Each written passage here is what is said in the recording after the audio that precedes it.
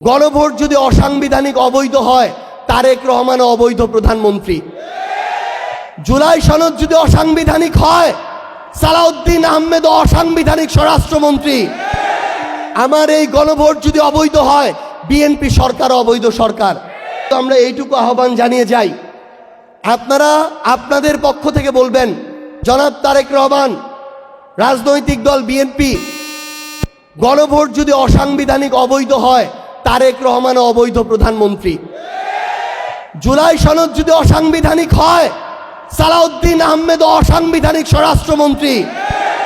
আমার এই গণভোট যদি অবৈধ হয়, বিএনপি সরকার অবৈধ সরকার।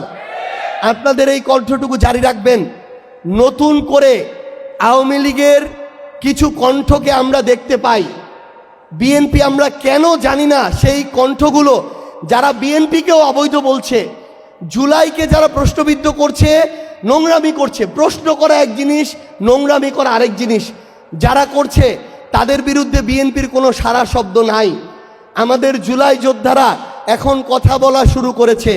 আমি শুধু আপনাদেরকে এইটুকু বলবো, হয়তো আমরা প্রত্যাশা করিনি 5 বছরে আমাদেরকে এইভাবে নামতে হতে পারে, কিন্তু যখন 6 মাসে এই অবস্থা বিএনপি সরকারের নীরবতা তৈরি করছে, আপনাদের কণ্ঠ থেকে শুরু করে আপনাদেরকে আবারও কিন্তু সচেষ্ট হতে হবে।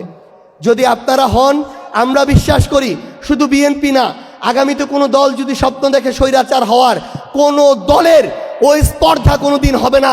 আপনারা সামনে থাকলে সে স্বৈরাচার হয়ে উঠবে। আপনারা আমাদের জন্য দোয়া করবেন। আপনাদের ওই আস্থার প্রতিদান।